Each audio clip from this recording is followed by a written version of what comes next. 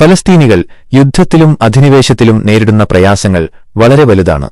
ഗാസയിലും മറ്റ് അധിനിവേശ ഫലസ്തീൻ പ്രദേശങ്ങളിലും വെസ്റ്റ് ബാങ്ക്, കിഴക്കൻ ജെറുസലേം ഉൾപ്പെടെ അവർ അനുഭവിക്കുന്ന പ്രധാന ബുദ്ധിമുട്ടുകൾ താഴെ പറയുന്നവയാണ്.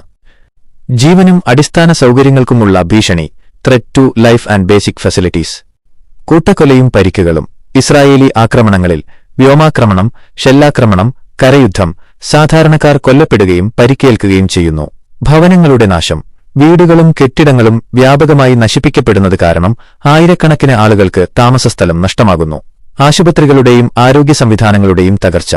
ആശുപത്രികൾ, ആരോഗ്യ കേന്ദ്രങ്ങൾ എന്നിവ നശിപ്പിക്കപ്പെടുകയോ പ്രവർത്തനരഹിതമാകുകയോ ചെയ്യുന്നത് ചികിത്സ ലഭിക്കുന്നത് അസാധ്യമാക്കുന്നു. അഭയാർത്ഥി പ്രവാഹം, ഡിസ്പ്ലേസ്മെന്റ്. സ്വന്തം വീടുകളിൽ നിന്ന് പലായനം ചെയ്യേണ്ടിവരികയും സുരക്ഷിതമല്ലാത്ത ഷെൽട്ടറുകളിലും കൂടാരങ്ങളിലും താമസിക്കേണ്ടിവരികയും ചെയ്യുന്നു. മനുഷ്യത്വപരമായ പ്രതിസന്ധി, ഹ്യൂമാനിറ്റേറിയൻ ക്രൈസിസ്. ഭക്ഷ്യക്ഷാമം, ഫാമിൻ. പല പ്രദേശങ്ങളിലും കടുത്ത ഭക്ഷ്യക്ഷാമം നിലനിൽക്കുന്നു, പ്രത്യേകിച്ചും ഗാസയിൽ. കുട്ടികളിൽ പോഷകാഹാരക്കുറവ് വർദ്ധിക്കുന്നു. ശുദ്ധജലത്തിന്റെയും വൈദ്യുതിയുടെയും ലഭ്യതക്കുറവ്. അടിസ്ഥാന ആവശ്യങ്ങളായ ശുദ്ധജലം, വൈദ്യുതി, ഇന്ധനം എന്നിവയുടെ ലഭ്യത തീരെ കുറയുന്നത് ജീവിതം ദുസ്സഹമാക്കുന്നു. മരുന്നുകളുടെയും അവശ്യവസ്തുക്കളുടെയും ക്ഷാമം. ജീവൻ രക്ഷാ മരുന്നുകൾ, ശുചീകരണ വസ്തുക്കൾ എന്നിവയുടെ ക്ഷാമം രോഗങ്ങൾ വ്യാപിക്കാൻ കാരണമാകുന്നു. ഗതാഗത നിയന്ത്രണങ്ങൾ, ചെക്ക് പോസ്റ്റുകൾ, മതിലുകൾ, ഗാസയിലെ ഉപരോധം എന്നിവ കാരണം ആളുകൾക്ക് രോഗചികിത്സക്കോ മറ്റ് ആവശ്യങ്ങൾക്കോ യാത്ര ചെയ്യാനുള്ള സ്വാതന്ത്ര്യം പരിമിതപ്പെടുന്നു. മാനസികവും സാമൂഹികവുമായ ആഘാതം, സൈക്കോളജിക്കൽ ആൻഡ് സോഷ്യൽ ഇംപാക്ട്. മാനസികാഘാതം, ട്രോമ.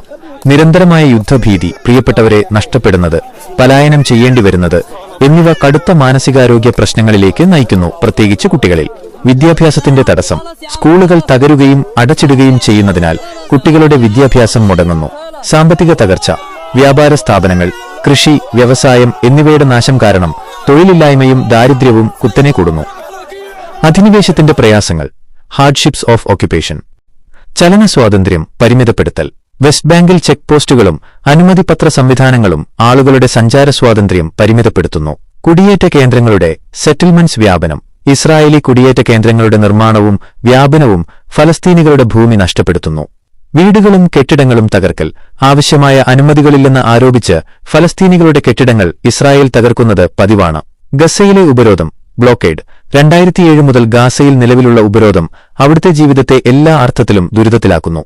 ചുരുക്കത്തിൽ, യുദ്ധവും അധിനിവേശവും ഫലസ്തീനികളുടെ ദൈനംദിന ജീവിതത്തെ എല്ലാ തലങ്ങളിലും താറുമാറാക്കുകയും അതിജീവനത്തിനായി കഠിനമായി പോരാടാൻ അവരെ നിർബന്ധിക്കുകയും ചെയ്യുന്നു.